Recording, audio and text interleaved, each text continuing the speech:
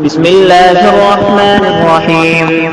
الحمد لله رب العالمين، والصلاة والسلام على سيد الأنبياء والمرسلين وعلى آله وصحبه أجمعين. أما بعد، فإن أصدق الحديث كتاب الله، وأحسن الهدي هدي محمد صلى الله عليه وسلم، وخير الأمور عبادها، وشر الأمور محدثاتها، وكل محدثة بدعة، وكل بدعة ضلالة، وكل ضلالة في النار.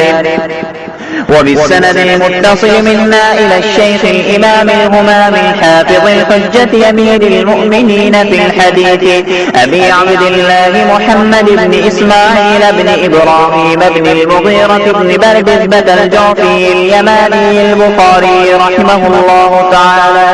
اللهم انفعنا وارفعنا بعلومهم وعلومكم أجمعين، آمين يا رب العالمين. أنه قال: حدثنا سليمان بن حرب قال حدثنا حماد بن زيد عن ثابت عن أنس رضي الله تعالى عنه وعنهم أنه قال: قال النبي صلى الله عليه وسلم: الصبح قريبا من خيبر بغلس، ثم قال: الله أكبر، قربت خيبر، إنا إذا نزلنا بساحة قوم فساء صباح المنذرين، فخرجوا يسعون في السكك، فقتل النبي صلى الله عليه وسلم المقاتلة وسبى الذرية، وكانت السبي صفية فسارت إلى لحية الكلبي، ثم صارت إلى النبي صلى الله عليه وسلم فجعل عتقها صداقها. فقال عبد العزيز بن صهيب لثابت: يا أبا محمد، أنت قلت لأنس ما أصدقها؟ فحرك ثابت